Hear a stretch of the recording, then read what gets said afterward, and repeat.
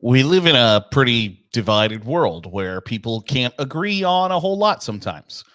Whether it's sports, whether it's culture, art, music, politics, whatever the case may be, there's just not a lot of agreement from a lot of people sometimes. But I think one of the things that we can agree on is that like college sports, college football in particular, is probably better off without political intervention, right? I feel like that's a safe bet to make that we can agree in a world and in a sport that is built on disagreements and is fun to disagree about. We can agree that like people on Capitol Hill should not be the ones making decisions or even influencing the decisions in college sports. I feel like it's a fair assessment, and I hope you are with me on that because I don't think you're going to get any great ideas, decisions made from those people. So the question that I have today is, how does politics, how does Washington, how does the state capital, depending on what state, affect the next round of realignment? And it feels as if there's this impending round of realignment waiting to happen, that Florida State is either going to be successful in challenging the ACC's grant of rights, and that conference will crumble and really, truly, legitimately lead to a Power 2 situation between the Big Ten and SEC, or somehow, some way, the grant of rights stays the way it is. I lend myself to believe that the grant of right probably remains, and that Florida State is spending an awful lot of billable hours with law firms to ultimately be unsuccessful. But that's neither here nor there. It feels as if Florida State can get out of that grant of rights, the ACC crumbles. And I apparently don't. I'm not alone in that, because there are legislators in North Carolina who have started to create a plan that basically, and North Carolina's college system, by the way, is kind of, I don't even think it's kind of weird. It's weird, right? That there is a board of governors for the entire public university landscape in the state.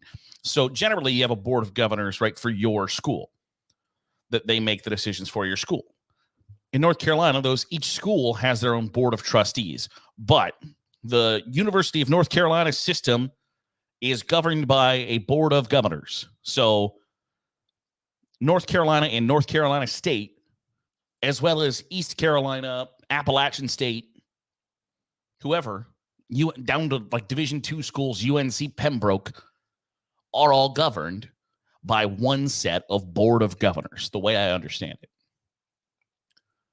So the board of governors are working on instituting a plan, essentially a proposal even, that would limit a school being able to choose what conference it's in without having the board of governors decision. So the board of trustees, the athletic director, president, whatever the case may be, they might all be in agreement that this school should be in this athletic conference, but unless it gets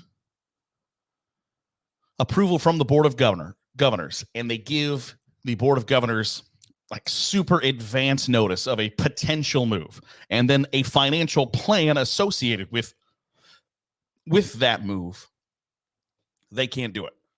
So it basically, and I think on principle, it sounds like a good idea, right?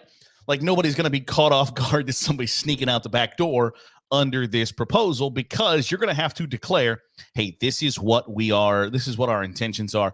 This is what we're thinking. This is what we're going to do. Here's financially how this is going to work for us. And I think it's geared towards North Carolina more than North Carolina State, right? Like it's geared more towards, we want to ensure that the Tar Heels don't sneak out the back door, leaving NC State high and dry. We don't want a situation where North Carolina is negotiating with the Big Ten or the SEC. I will contend that it's the Big Ten more than the SEC, but that's neither here nor there.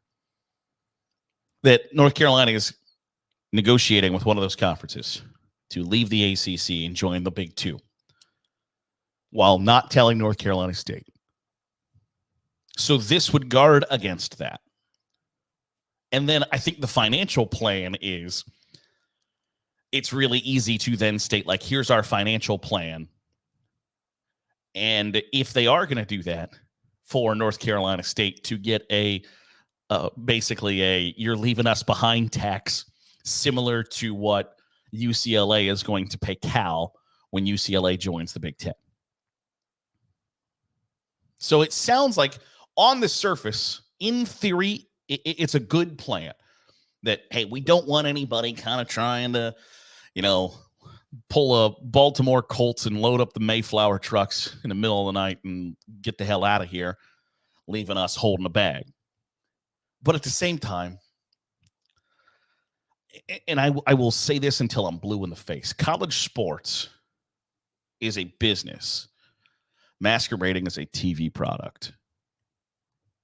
I'll say that again. College sports is a business masquerading as a TV product, and even to a bigger extent, masquerading as a philanthropic, holier-than-thou sports offering than it actually is. College sports is a business, and if North Carolina is wanted by one of the big two, and North Carolina State isn't, whether that's fair, right, the correct decision, whatever the case may be, it's a business. This is kind of capitalism at its peak. So is there a place for government interference here? I don't know. I don't want that to be the place. I don't want that to be the case. But at the same time, it does the idea that this proposal from the Board of Governors make like my job easier sitting here talking about college sports? Yeah, because North Carolina is going to have to show its cards before it makes a decision on its conference future. And I like that.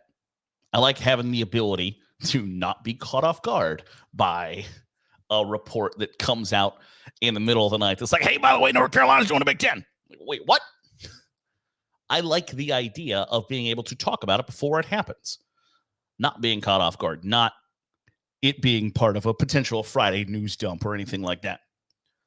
But at the same time, if North Carolina wants to negotiate in backroom deals that are shady and potentially disgusting, and there might be crimes committed or whatever, I don't know. There might be bribes taken.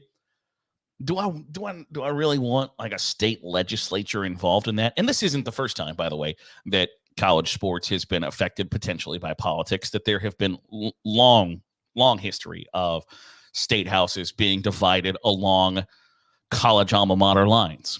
And that hell for a long time, Oklahoma State and Oklahoma were a package deal. Oklahoma's not going anywhere without Oklahoma State until the money gets too good to bring Oklahoma State along. In Texas, it has long been a thing. Oregon and Oregon State had a similar thing back in the day where lawmakers were like, hey, you're not getting left behind. Now, it's not lost on me, and I don't think it's lost on you or the people who are trying to make those deals, that it's always the people who are fearful of being left behind that are the ones making the deals. And it's always the people who are fearful of being left behind that are throwing a fit and trying to argue that they shouldn't be left behind.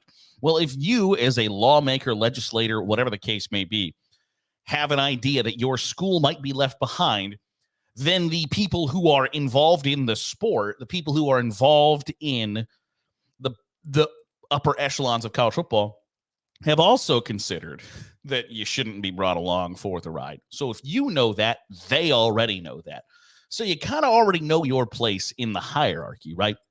If you're trying to guard against being left behind, if you're trying to guard against not having a seat at the table, preemptively, it kind of tips your hand to like, hey, I know we might be kind of punching above our weight, or we might be a coattail rider, but please, for the love of God, don't let us stop holding on to your coats. Like the people who are trying to make these laws or create these policies or create this proposal that gets passed that NC State, doesn't get left behind. The people creating that, they know.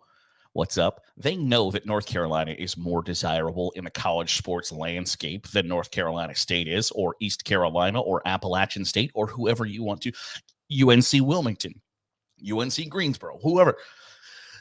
You know who the top dog on the block is.